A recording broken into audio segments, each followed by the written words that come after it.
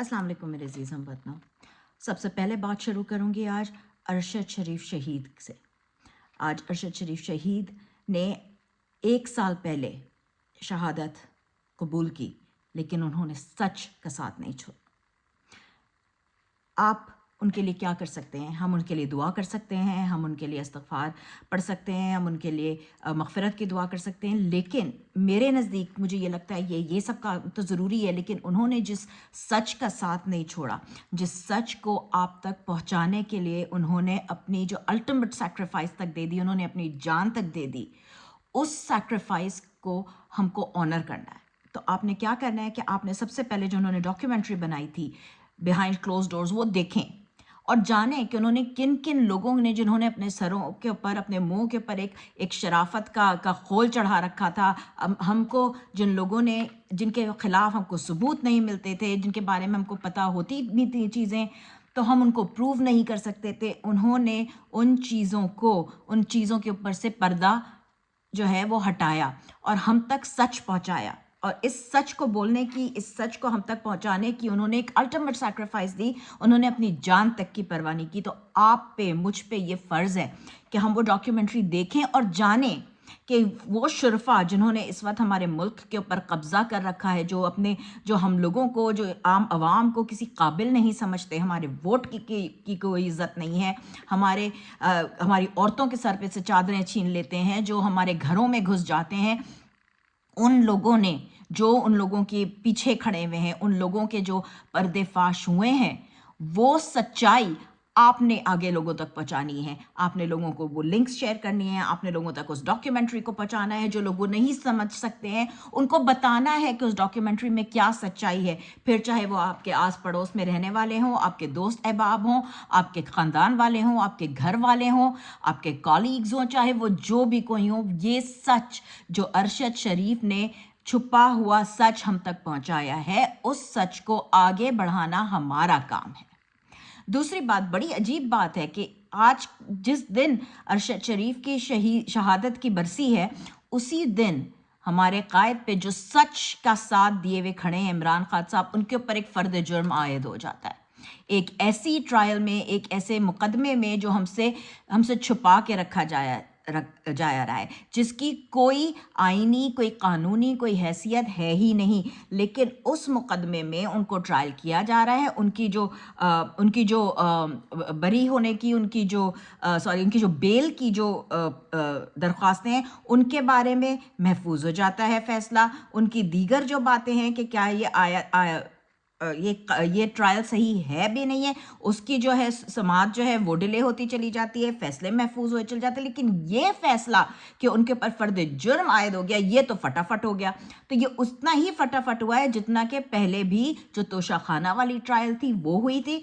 तो वो कल को इसी तरह से खुदा न खास्ता कोई जुर्म, और वो बल्कि चाह ही ये रहे हैं कि वो जुर्म सुना दें।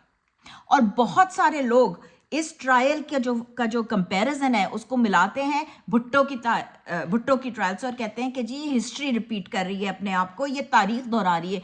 तो मैं आपको एक बात बताती हूँ कि तारीख तो खुद को दोहरा रही है, और तारीख उस वक्त तक खुद को दोहराती रहती है जब तक वो जो लेसन सिखाना चाह रही है, हमको जो सबक देना चाह रही है, वो हम सीख ना जाएं। तो मेरी बात सुने मेरे हमवतनों, मेरे पाकिस्तानियों, कि ये सिलसिला, ये जो तारीख है, ये भुट्टो से नहीं दोहराई जा रही, ये करबला से दोहराई जा रही है, जब सच को अकेला छोड़ दिया था कूफे वालों ने, जब उन्होंने इमाम हुसैन को और उनके 313 लोगों को अकेला छोड़ दिया और कहा कि हम पीछे रहेंगे क्योंकि हम डर गए हैं। और उस दिन भी इस्लाम के साथ हुजूर सल्लल्लाहु अलैहि वसल्लम के ख़ानदान वालों को, उनके नवासे को, उनके ख़ानदान को अकेला छोड़ दिया लोगों ने अपने खौफ की खातिर। क्या मेरा अल्लाह अगर चाहता तो उनको बचा नहीं सकता था? बिल्कुल बचा सकता था, लेकिन इसमें मेरे और आपके लिए सीख थी। इस वजह से हमको चाहिए, या हम पे फ़र्ज़ है कि हम उससे सीखें। भुट्टो साहब की ट्रायल अनलॉफुल थी, इलीगल थी, वो जुडिशल मर्डर था। उस केस को पूरा आज भी सियासत की जो सिखाई जाती हैं कॉलेजेस, उन किताबों में वो पूरा वर्ड फॉर वर्ड है, इसलिए क्योंकि वो गलत सही, लेकिन वो ट्रायल छुपी हुई नहीं थी। وہ ٹرائل، وہ مقدمہ جو تھا وہ ریکارڈڈ ہے، کیونکہ وہ ایک کھلا ہوا مقدمہ تھا جو ورڈ فار ورڈ ریکارڈ ہوا ہے اور لوگوں کے پاس ہے آج تک جو ہے. لیکن پاکستان کے کورٹ میں اس کا حوالہ دینا جو ہے وہ جرم ہے. تو یہ ٹرائل ہم سے چھپائی جا رہی ہے، لیکن ان کے وکلا، ان کے لوگ آ کے ہم کو بتا رہے ہیں یہ جو زمانہ ہے یہ زمانہ انفارمیشن کا ہے، یہ ایج آف انفارمیشن ہے. اس میں کچھ پتہ نہ ہونا جو ہے وہ اس میں آپ کی غلطی ہے، کیونکہ انفارمیشن تو ہر طرف سے آ رہی ہے آپ کے پاس اور میرے پاس. تو آپ نے اپنی آواز اٹھانی ہے، کیونکہ ہمارے بیچ انفارچونیٹلی کچھ ایسے لوگ بیٹھے ہوئے ہیں جو بنتے تو ایسے ہیں جیسے وہ ہمارے ساتھ ہیں، جیسے ان کو بڑا درد ہے ہمارا، لیکن ہمارے لوگوں کے اوپر انگلیاں اٹھاتے ہیں، کانوں میں وسوسے شیطانوں کی طرح ڈالتے ہیں. وہ لوگوں کو یہ بھڑکاتے ہیں کہ جیسے آپ کے لوگ، آپ کے لیڈر، چاہے وہ پی ٹی آئی والے ہیں، چاہے وہ سوشل میڈیا ٹیم ہے، چاہے جو اس وقت لیڈرشپ ہے، چاہے وہ ورکر ہیں، وہ نکلنا نہیں چاہتے، وہ آپ کو نہیں نکالنا چاہ رہے ہیں، وہ فلانے اپنے دوسروں کو وہ کرتے ہیں. طرح طرح کی جو ہے وہ آپس میں خلشیں اور لڑائیاں لگانے کی کوشش کر رہی ہیں. تو ہم نے ایک مٹھی بن کے یکجا ہو کر اس ظلم کا سامنا کرنا ہے.